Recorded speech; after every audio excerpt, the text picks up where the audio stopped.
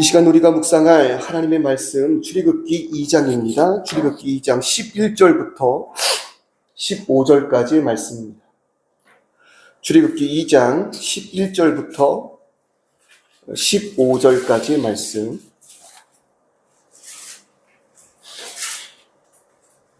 제가 봉독해 올리도록 하겠습니다. 출애굽기 2장 11절부터 15절입니다. 모세가 장성한 후에 한 번은 자기 형제들에게 나가서 그들이 고되게 노동하는 것을 보더니 어떤 애굽 사람이 한 히브리 사람 곧 자기 형제를 치는 것을 본지라. 좌우를 살펴 사람이 없음을 보고 그 애굽 사람을 쳐 죽여 모래 속에 감추니라. 이튿날 다시 나가니 두 히브리 사람이 서로 싸우는지라. 그 잘못한 사람에게 이르되 네가 어찌하여 동포를 치느냐 하매 그가 이르되 누가 너를 우리를 다스리는 자와 재판관으로 삼았느냐. 네가 애굽 사람을 죽인 것처럼 나도 죽이려느냐. 모세가 두려워하여 이르되 일이 탈로 되었도다. 바로가 이 일을 듣고 모세를 죽이고자 하여 찾는지라. 모세가 바로의 낯을 피하여 미디안 땅에 머물며 하루는 우물 곁에 앉았더라. 아멘. 오늘 이 본문의 말씀을 가지고요, 출애굽기 이제 세 번째 말씀이죠. 말씀, 특별히 모세라는 제목으로 말씀을 전하도록 하겠습니다. 사실 제목을 두고 참 많이 고민을 했어요. 이것저것 수식어를 붙여보다가 그냥 그 모세, 도대체 그 모세라는 사람이 어떤 사람이었는가 좀 살펴보기를 원해요. 그리고 그 모세라는 사람이 어떤 사람인지를 우리가 알아봄과 동시에 하나님께서 출애굽의 그 역사 가운데 모세를 통하여 애굽의 압제 가운데 너무나도 탄압받고 있었던 이스라엘 민족을 구원하셨다면 어떤 모세를 사용하셨는지 우리가 그것을 깨달아서 이 시대에 진정으로 하나님의 구원이 필요한 그들을 위해 준비될 모세와 같은 교회, 또 모세와 같은 그러한 성도 되기를 소망합니다. 모세, 사실 주일학교를 다녀보신 분들이라면 모세가 어떤 사람인지 다 알아요. 우리가 지난 시간에도 모세를 보았지만 물에서 건져내은 뜻이라는 그 모세라는 자, 그 태생부터 참 남달랐다라는 사실을 알 수 있죠. 그런데 이 모세하면 우리가 떠올리는 가장 큰 사건은 당연 홍해바다를 가르는 그런 멋있는 위험 있는 모세, 우리는 그런 이미지를 떠올린다는 것입니다. 그런데 그때의 그 순간은 이미 진정으로 하나님의 일하심을 가만히 우러러볼 수 있는 그런 모세였고, 하나님께서 구속을 위하여, 구원을 위하여 그 민족을 이끌어내시기 위하여 택하신 그 모세의 모습의 시작이 어떠하였는지를 한번 살펴보자라는 거예요. 그럴 때 오늘 11절의 말씀을 보면 모세가 장성한 후에 한 번은 자기 형제들에게 나가서 라고 그렇게 이야기를 합니다. 이 말씀을 통해서 우리가 알 수 있는 것이 있어요. 그것이 뭐냐면요, 모세에게 민족성이 있다라는 거예요.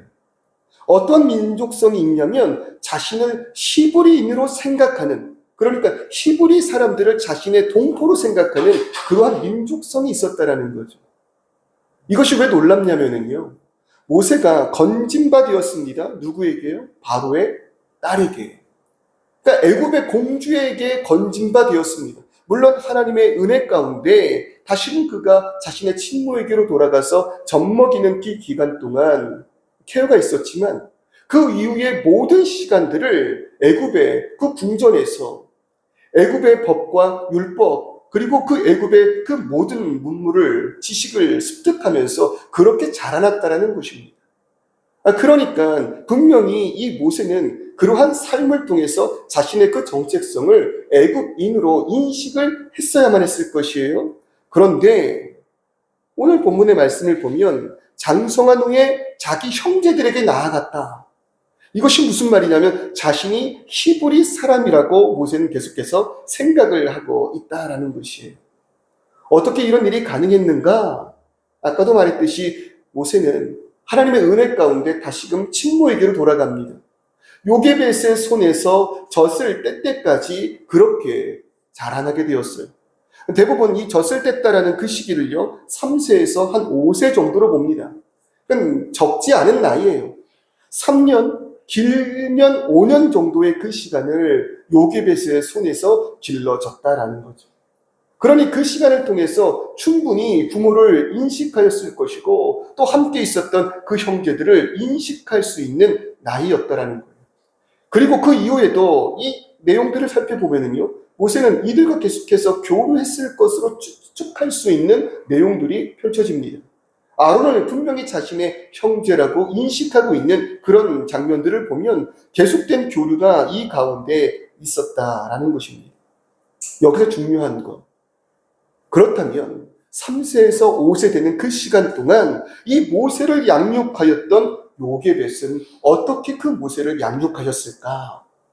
히브리 11장 23절을 보니까요, 믿음으로 모세가 났을 때 요게벳은 그 아이의 아름다움을 보고 석 달 동안 임금의 명령을 무서워하지 않고 숨겼다, 이렇게 이야기를 합니다. 우리가 지난 시간에 살펴본 그런 내용이에요. 왕의 명령을 무시할 수 있을 만큼 요게벳에게 믿음이 있었고, 그리고 모세를 향한 하나님의 뜻과 계획을 발견했다는 것입니다. 그랬으니 이 토부의 은혜를 발견한 요게벳이 얼마나 이 아이를, 이 모세를 정성껏 돌봤을까요? 그 아이가 자라면서 그 아이가 듣든지 듣지 못하든지 얼마나 많은 하나님의 은혜를, 자신의 그 기쁨의 충만함을 말하고 또 말하고 또 말했을까요? 그 결과죠. 모세는 거대 제국 애굽에서 살았지만 그 애굽에 속하지 않는 자가 될 수 있었다, 이것입니다.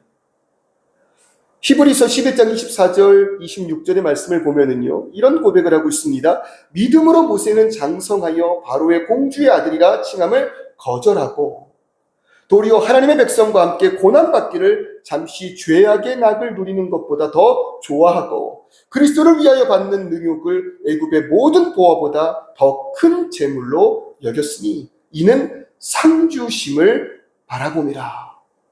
이것이 모세의 믿음이었다는 거예요. 물론 이것은 하나님을 만난 이후에 하나님의 행하시는 그 기적의 모습을 보면서 점점 확증되었을 것입니다. 확립되었을 것입니다. 그러나 모세가 성장하는 그 과정 가운데 그는 분명 정체성이라는 것이 있었다는 것입니다. 애굽에 살지만 애굽의 백성 되기를 거부하였던 자, 그가 바로 모세였다는 것이에요. 무엇이 중요합니까?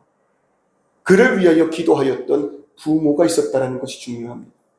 무엇이 중요합니까? 그 부모의 기도와 부모의 소망을 바라본 그 아이가 부모의 기도가 자신의 기도가 되고 부모의 소망이 자신의 소망이 되었다는 것이 중요하다는 거예요. 부모의 믿음이 아이를 구원의 길로 인도한 것입니다. 제가 아들레이드에서 청년들을 담당하고 있을 때요, 참 부모님들이 많은 상담을 요청을 하세요. 다른 것 아니에요. 자녀들에 대한 문제, 제가 봐도 문제가 있는 그런 아이들이 있어요. 신앙생활에 있어서 어느 정도 머리가 컸으니 더 이상은 부모의 통제에 있지 아니하고 자신 멋대로 그렇게 행동하고 가정에서도 부모의 아픔이 되는 그런 친구들이 있었어요. 근데 그럴 때마다 제가 그 부모님들께 드렸던 말씀이 있습니다. 항상 반복하여 드린 말씀이 있어요. 기도하는 부모의 자녀는 결코 하나님 앞에서 무너지지 않는다라는 것. 제 자신의 삶을 통해 깨달은 진리이고 그리고 확신이었습니다. 그리고 결국에는 그렇게 새벽마다 기도하는 부모님들의 자녀가 하나님 앞에서 다시금 올바르게 세워지는 모습을 눈으로 보고 이곳으로 왔다는 것이에요.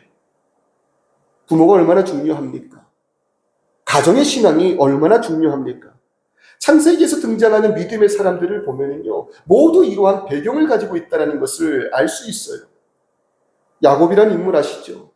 출애굽기가 시작할 때 등장하였던 야곱. 이 출애굽의 모든 그 민족의 뿌리가 되는 그 야곱. 그 야곱은 어떤 자였습니까? 참 재밌는 거는요, 그 야곱의 시작의 스토리부터 보면 갑자기 그 야곱이 생뚱맞게 장자권에 대한 욕심을 부리는 장면으로 시작이 됩니다. 근데 그런 의문 가져본 적 없으세요? 왜 야곱은 이 장자권에 대해서 그렇게 갈망함이 있었는가? 반대로 그 실제로 장자였던 그의 형 에서는 어떠합니까? 에서는요, 그 장자권을 바라지 않아요. 하찮게 여긴단 말이에요. 그러니 그 배고픔을 이기기 위해서 장자권을 그 붉은죽 한 그릇에 야곱에게 줘버리는 그런 일을 벌이는 것이 에서 아닙니까? 근데 야곱은요, 어떠한 순간에서도 기회만 된다면 장자권을 빼앗기 위하여 노력을 한 그런 자였다는 거예요. 도대체 무엇이 그토록 장자권을 소유하는 야곱되게 하였는가? 물론 그 시대적 배경으로 장자들은요, 그 모든 집안의 재산 가운데 다른 이들의 2배의 몫을 물려받습니다. 그런데 그런 돈에 대한 집착이 분명 아니었다라는 것을 우리는 알 수 있잖아요. 저는 이런 야곱의 장자권을 향한 그 열망을 다른 곳에서 찾지 않습니다. 창세기 25장 27절의 말씀을 보면은요, 그 아이들이 장성함에 에서는 익숙한 사냥꾼이었으므로 들사람이 되고 싸돌아다니는 자였다는 거예요. 반대로 야곱은 조용한 사람이었으므로 장막에 거주하였다라고 이야기합니다. 여기서 말하는 장막은 아비의 집을 이야기합니다. 그러니까 에서는 바깥으로 나가는 것을 즐겨하는 자가 되었을 때 야곱은 아비 곁에 있는 자였다라는 거예요. 야곱의 아버지가 누구입니까? 스스로 하나님의 그 말씀에 순종하는 아브람과 함께 거부하지 아니하고 제단의 산재물로 올라간 이삭 아닙니까? 그 믿음이 누구에게로 갔다는 것이에요. 야곱이 어렸을 때부터 아비 옆에서 들었던 그 이야기들 다른 것 아니었을 것입니다. 내 아비 아브라함이 하나님의 인도함 가운데 어떠한 은혜를 체험하였고 어떠한 놀라운 기적들을 바라보았는지, 그리고 나의 아버지 아브라함을 인도한 하나님이 얼마나 신실하신 분이었으며 그가 나에게 얼마나 큰 은혜를 허락하셨는지, 장막 안에서 이 모든 것이 야곱에게로 전수가 될 때 야곱은 당연히 그의 하나님, 즉 그 장자를 통하여 이어지는 하나님의 언약에 대한 갈망이 생길 수밖에 없었다라는 것입니다. 야곱의 아들 요셉은 어떠합니까? 어떻게 그 요셉이 다른 형들과는 다르게 보디발의 노예가 되었음에도 불구하고 하나님과 함께 하였더라, 하나님과 함께 하였더라, 감옥에 간 순간에도 하나님과 함께 하였다라의 은혜를 누릴 수 있었느냐 이거예요. 다른 것 아닙니다. 다른 비결 아닙니다. 창세기 37장 3절의 말씀을 보니까 요셉은 노년이 얻은 아들이므로 이스라엘이 여러 아들들보다 그를 더 사랑하므로 그를 위해 채색 옷을 지었더라. 채색 옷이라는 것은 다른 것이 아니에요. 야곱과 늘 함께 있었다라는 것에 대한 상징입니다. 그러니까 요셉도 어떠한 자였어요? 늘 아버지와 함께하는 자였어요. 요셉의 아버지가 누군데요? 야곱이잖아요.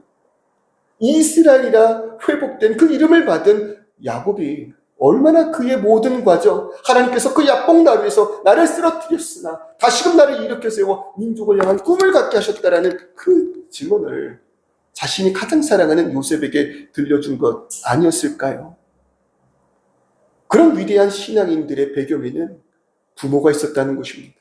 믿음의 부모가 있었다는 것이에요. 특히 모세의 부모였던 요게벳 어떠합니까? 지금 요게벳은 급합니다. 시간이 정해져 있습니다. 젖을 뗀 시기부터는 모세는 이제 바로의 공주의 손에서 자라게 됩니다. 그들의 법도를 배울 것이에요. 그들의 문화와 양식을 따르게 될 것이에요.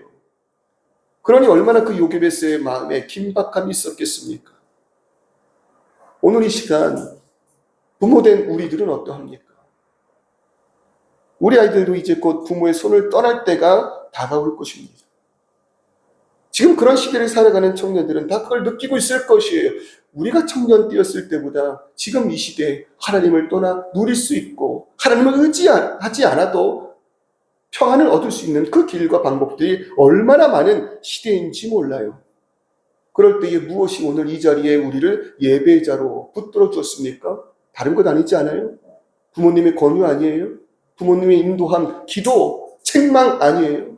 누군가 나를 인도하는 어른이 있었기 때문에 오늘 이 시간 우리가 이곳에 있는 것 아니에요.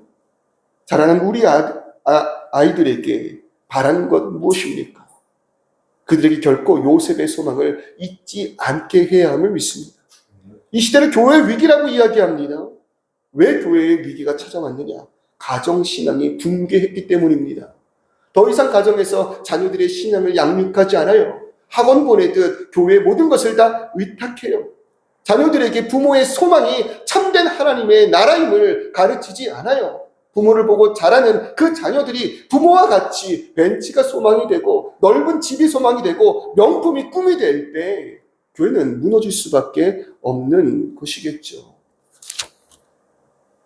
애굽의 왕자로 자랐음에도 불구하고 히브리 민족을 형제라고 고백하는 그러한 모세, 그 이면에 요게벳이 있었다면, 그리고 오늘 이 시간 우리가 앉아있는 이 배경에 요게벳과 같은 눈물의 기도를 흘린 우리의 부모 혹은 우리를 인도한 어떠한 장성이 있었다면, 마찬가지로 우리 자녀들에게 이러한 요게벳과 같이 세상을 살아가는 아이들이 세상에 속하지 않을 수 있도록 참된 소망을 보여줄 수 있는 저와 여러분 되시기를 주님의 이름으로 축원합니다. 그렇게 자란 그 모세가 한 사건을 맞이하게 됩니다. 어떤 사건입니까? 형제들에게 나갔을 때 그 형제들이요, 고되게 노동하는 것을 모세가 발견합니다. 자신의 동포들이 너무나도 힘겹게 노동하고 있는 모습을 보았다는 거예요. 그런데 그 가운데 어떤 애굽 사람이 한 히브리 사람, 곧 자기 형제를 치고 있는 그 장면을 모세가 목격을 하게 됩니다. 그러니까 11절부터 25절까지는요, 이와 같이 모세가 어떠한 자였는지를, 그의 성품을 우리에게 예측할 수 있게 하는 세 가지의 사건이 등장합니다. 첫 번째는 바로 히브리 사람이 애굽 사람에 의하여 학대를 받고 있는 그러한 모습. 그리고 13절에는 두 히브리 사람이 서로 싸우는데 잘못한 사람이 다른 한 사람을 학대하고 있는 그러한 모습을 발견하고요. 그리고 쭉 넘어가다 보면은 이 광야로 나중에 나아갔을 때, 이 이드로의 딸들이 그 우물의 소유권을 빼앗으려는 약탈꾼들에게 쫓기는 그러한 장면을 마주하게 됩니다. 그러니까 세 가지의 사건이 등장을 한다는 것이, 그러니까 우리가 얼핏 보면 지금 이 모세가 자신의 그 동포라 이야기하는 히브리 사람이 학대당하고 있어서 그 동포를 구하기 위해 애굽 사람을 쳐 죽인 것처럼 우리가 볼 수 있지만, 이것은 단순히 그러한 사건이 아니라는 거예요. 그러한 사건이 아니라는 거예요. 이 이후에 이도로의 7달을 구해준 사건, 그리고 두 히브리인들이 싸울 때 한 명을 책망하는 그러한 사건들을 보면, 단순히 지금 모세는 동포식으로 이 일에 뛰어든 것이 아니라 이것을 뛰어넘어서 약자를 대하는 강자들의 그 모습, 그 강자들의 모습에 대항하는 모세의 성품을 오늘 그 본문은 우리에게 말하고 있다는 것입니다. 그러니까 애굽 사람을 쳐 죽이는 그 장면을 통해서 모세는 지금까지 그 애굽 땅에 너무나도 자연스럽게 자리 잡고 있는 이 포악한 문화와 맞서고 있다는 것입니다. 그러니까 분명히 모세는요, 하나님의 뜻 가운데 하나님의 구속의 역사를 통해 진정한 하나님 나라로 그 민족을 이끌 인도자입니다. 그럴 때 이 인도자가 어떠한 심령을 가지고 있었는지를 이야기하고 있다는 것이에요. 모세의 성장 속에서 하나님이 직접적으로 그를 만난 그 사건은 이 이후의 일이지만, 그러나 그 자람 가운데 모세는 분명히 포악한 문화에 맞서서 하나님의 긍휼하심과 자비의 은혜를 대변하는 그런 대변자의 모습의 일부를 갖추게 하셨다라는 것입니다. 오늘 이 시대에요, 교회가 세상으로부터 손가락질 받는 이유, 때로는 믿는 사람들, 예수 믿는 사람들이 더 악해 라는 그런 조롱을 듣는 이유가 무엇입니까? 다른 건 아니에요. 세상 사람들의 도덕보다, 세상 사람들의 옳음보다 교회가 오히려 더 부패한 모습들이 있다는 거예요. 교회가 오히려 그 세상의 그 정의를 뛰어넘음으로 세상의 정의를 이끌어 나가는 것이 아니라 세상의 정의에 오히려 교회가 심판받는 그러한 모습이 이 시대에 얼마나 많은지 모르겠다라는 것입니다. 그럴 때 분명히 이 모세를 통하여서 오늘 이 시간 우리가 회복해야 하는 것이 무엇이냐, 진정한 하나님의 정의가 무엇인가를 우리는 깨달을 수 있어야 한다는 것입니다. 하나님께서는요, 불의가 가득한 세상을 하나님의 공의와 정의로움으로 심판하시고 온전한 그 나라를 이루실 것입니다. 하나님의 나라는요, 그러한 정의와 공의를 실현하려는 자들을 통해서 이루어지는 것이지, 갑자기 한순간에 모든 것이 땅이 천지개벽하는 것처럼 뒤바뀌는 것이 아니다라는 것입니다. 오늘 이 시간 우리가 세상을 바라볼 때 불의가 보입니까? 오늘 이 시간 우리가 세상을 바라볼 때 진정한 공의가 무엇인지를 당당히 이야기할 수 있는 자들이 있습니까? 세상의 그러한 일들 가운데 손해보지 않기 위하여 나도 그들과 같이 모든 것을 따라가는 그런 불의한 자들이 아니라 내가 손해볼 것을 뻔히 알매도 불구하고 내 안에 있는 하나님의 정의와 하나님의 공의를 실현하고자 할 때 그러한 한 노력을 통해서 이 땅 가운데 하나님의 나라가 조금씩 이루어지고 있다는 것이에요. 오늘 이 시대를 보면은요, 얼마나 공의와 정의가 외쳐지는 사회인지 모르겠어요. 마이클 샌델의 정의란 무엇인가? 너무 어려운 책이잖아요. 보신 분 계십니까? 너무 어려운 그 책이요. 얼마나 많이 팔렸는지 몰라요.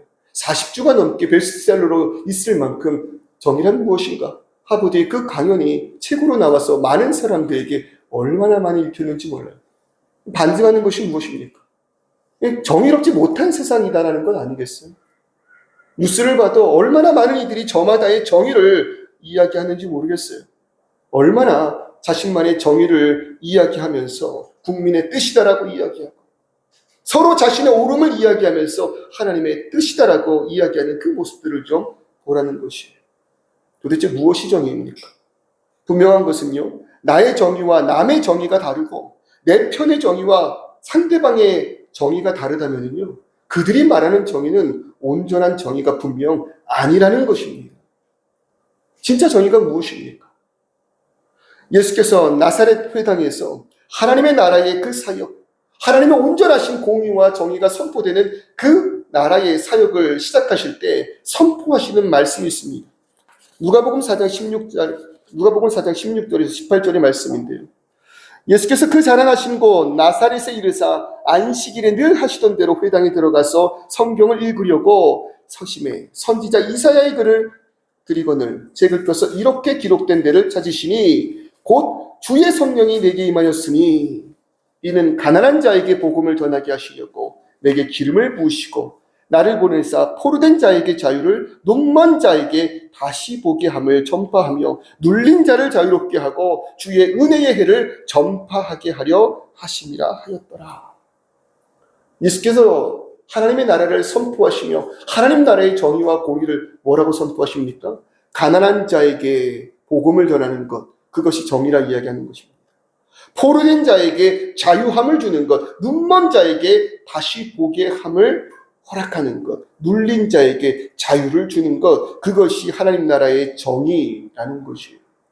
물론 이것이 직접적으로 그 삶의 계획일 수도 있겠습니다.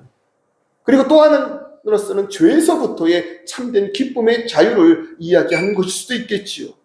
그러나 분명한 것은 연약한 자, 약한 자들, 사회가 외면하고 관심이 없는 그곳을 향한 진정한 하나님 나라의 정의가 선포되었다는 것입니다. 하나님 나라의 정의의 시작은 그렇기 때문에 긍휼로부터 시작합니다. 죄로 인해서 고통당하는 자들을 향한 아버지의 긍휼이 하나님 나라의 정의의 시작인 것이에요. 가난한 사람, 고통받는 사람, 힘없는 사람을 보면서 치근한 마음이 들어서 눈물이 나오는 것, 이것이 정의의 출발점일 줄 믿습니다. 정의라는 것은 다른 이론과 추상의 세계가 아니라 가난한 사람에게 먹을 것을 주고 고통받는 사람에게 손을 내밀어 주고 힘없는 사람과 함께 울어주는 것이 정의일 줄 믿습니다. 그리고 그들에게 이 세상의 윤리와 이 세상의 흐름과 반대되는 그런 정의로운 손길에 깜짝 놀라 당신은 누구입니까? 라고 외칠 때 내 안에 예수가 있음을, 내가 예수를 믿는 성도임을 나타내는 그 순간 이 세상은 그러한 섬김, 그러한 국민의 정의를 나타내는 자들을 통하여 하나님의 나라를 확장하며 잃어버린 한 영혼을 구원할 수 있는 능력을 얻게 된다는 것이에요. 오늘 이 시간 이 세상의 불의에 맞서는 우리 되기를 주님의 이름으로 축원합니다. 교회가 세상을 향하여 분명히 경고해야 돼요. 정치인들을 향하여 분명히 경고해야 돼요. 하나님의 정의와 공의를 가지고 우리가 당신들을 지켜보고 있음을, 불의가 있는 곳을 향하여, 그런 기업들을 향하여 분명히 교회는 깨어서 그들에게 이야기할 수 있어야 합니다. 우리가 이 땅 가운데 진정한 공의와 정의를 실현할 때 하나님의 심판이 당신들에게 있을 것임을 말입니다. 모세의 그 의로움의 그 모습, 분명 그것이 다 온전하지는 않았어요. 그가 온전함 없이 이 공의를 실현하는 모습들을 한번 보십시오. 12절을 보니까요, 그 모세가 자신의 그 공의를 나타내는데 좌우를 살펴 사람이 없음을 보고라고 이야기를 합니다. 결코 우리의 그 공의의 실현 가운데 빠지면 되지 않는 것, 좌우만 살피는 것이 아니라 하늘을 향하여 하나님의 참된 의로움을 비춰 이 땅 가운데 그의 뜻을 실현해낼 수 있는 의가 우리 가운데 있어야 한다는 것입니다. 이러한 사건을 통해서 모세가 얻는 것 다른 것이 아닙니다. 이러한 그 불의를 참지 못하고 진정한 공의를 실현하고자 하였을 때 오히려 모세는 이 일로 인하여 도망자의 신세가 된다는 것입니다. 이 일로 바로의 분노를 산 모세는요, 도망치는 것밖에 선택할 수가 없었어요. 동족 그 이스라엘 백성들 또한 또 다른 그 폭군을 원하지 않았다는 것이죠. 힘과 힘으로 눌리는 그 싸움 가운데 사람을 죽인 자를 원치 않았다는 거예요. 바로 또한 자신의 경쟁자를 용납하지 않았다는 것이죠. 나는 내가 생각하는 옳은 일을 한 것인데, 나는 내 마음 가운데 허락하신 그 일을 향하여 이 일을 행했을 뿐인 것인데 왜 내가 오늘 이 자리에 있게 되었는가 한탄할 수 있을 것입니다.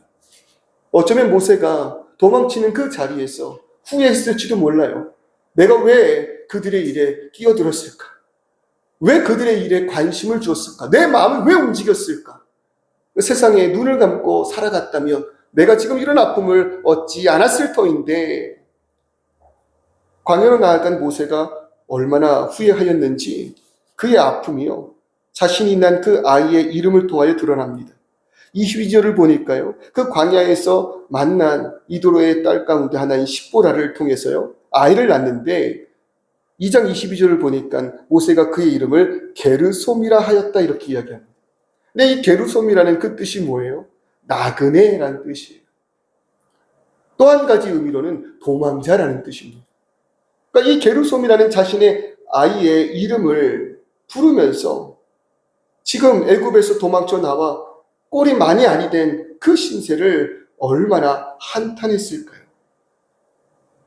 그러나 하나님께서 이 모세를 통하여 그 민족을 구원하시기를 작정하셨다면 그 모세의 모든 길 가운데 하나님의 구원의 손길과 준비의 능력이 있었을 줄 믿습니다. 지금 모세가 도망간 곳이 어디예요? 광야예요. 그리고 그 광야에서 모세는 40년이라는 그 긴 시간을 보내게 됩니다. 23절의 말씀을 보면 여러 해 후에 애굽 왕은 죽었고 이스라엘 자손은 고된 노동으로 말미암아 탄식하며 부르짖으니, 이 40년이라는 그 시간 동안 오히려 하나님의 백성들을 향한 애굽의 탄압은 더 심해진 것이에요. 심해지면 심해질수록 요셉의 소망을 잊고 자신들의 뜻대로 살아갔던 하나님의 백성들이 탄식하며 부르짖기 시작합니다. 언제까지요? 그 부르짖음의 때가 차기까지. 하나님의 그 구원의 역사가, 그 시기가 임할 때까지. 그럴 때 그 부르짖는 소리가 드디어 하나님께 상달됩니다. 애굽 왕이 죽고 그 오랜 시간이 지났을 때 백성들의 부르짖음이 하나님께 상달됩니다. 그리고 24절을 보니까 하나님이 그들의 고통 소리를 들으시고 하나님이 아브라함과 이삭과 야곱에게 세운 그의 언약을 기억하사 하나님이 이스라엘 자손을 돌보게 하셨고 하나님이 그들을 기억하셨더라 말을 하며 3장으로 넘어가면요, 하나님께서 광야에서 스킷된 그 40년의 시간을 보낸 모세를 부르시는 장면이 시작된다는 거예요. 이 40년 동안 광야에서 과연 모세는 무엇을 하고 있었을까요?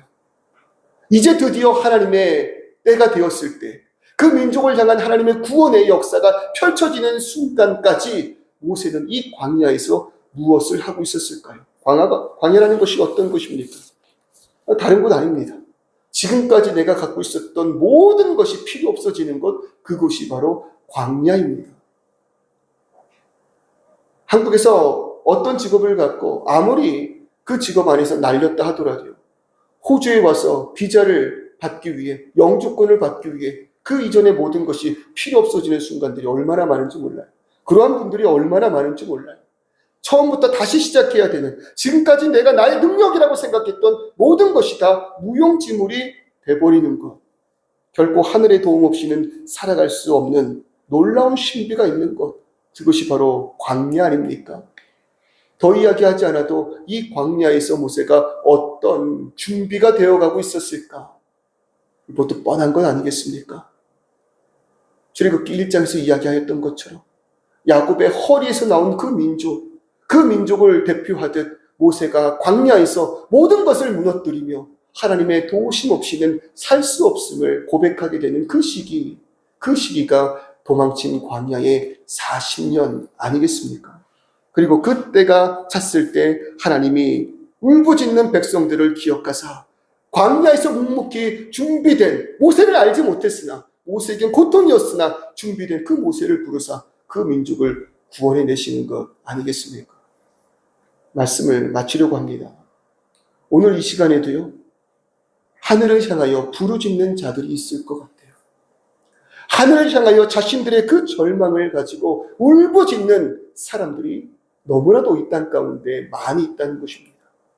그들의 기도가 하나님께 상달될 줄을 믿습니다. 하나님 결코 그들을 내버려 두지 않으실 줄을 믿습니다. 그런데 그때 광야에서 묵묵히 준비되고 있는 모세, 이 시대의 모세는 누구일까요? 울부짖는 그 백성들을 향한 하나님의 마음이 움직여질 때, 그리고 드디어 하나님이 구원의 때가 되었다라고 외치실 때 묵묵히 광야에서 준비되어 있었던 모세, 그 모세가 교회가 되어야 하는 것 아닐까요? 그 모세가 오늘 이 자리에서 예배하는 우리가 되어야 하는 것은 아닐까요?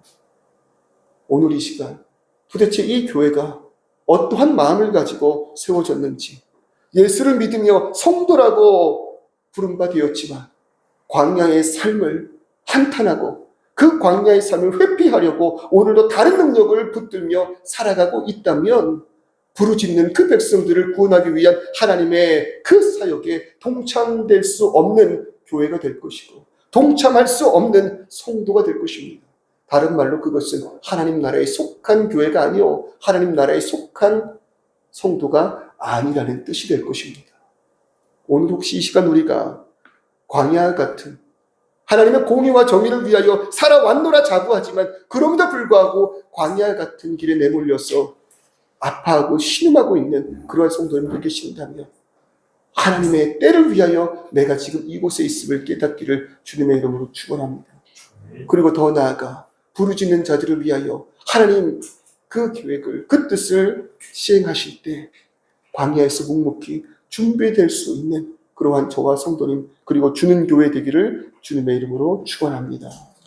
오늘 이 시간 잠시 기도하기를 소원합니다. 오늘 모세 어디 있습니까? 모세와 같으니 어디 있습니까? 애굽에 있지만 애굽에 속하지 않은 모세, 세상의 불의를 보고 감히 참지 않았던 그러한 모세, 참지 못함으로 인하여 자신에게 온 환경은 너무나도 각박하였지만 그리고 한탄하고 있지만 결국엔 하나님의 구원의 역사에 쓰임받을 그러한 모세가 지금 어디 있습니까? 그러한 모세와 같은 교회는 어디 있습니까? 그러한 성도는 어디에 있습니까? 그럴 때 하나님, 이 교회가 이 시대에 모세와 같은 교회 되게 하여 주시옵소서. 이 시대에 모세와 같은 내가 되게 하여 주시옵소서. 광야의 순간이라면 부르짖는 자들을 위하여 하나님 역사하실 때 준비될 수 있도록 나를 아버지 하나님 사용하여 주시옵소서. 이 교회의 그 모든 그 인구의 그 시간 아버지께서 부르짖는 자들을 위하여 구원의 역사로 사용될 그런 광야의 시간 되게 하여 주시옵소서. 이 시간 우리 다 같이 통성으로 기도하기를 소원합니다. 아버지 하나님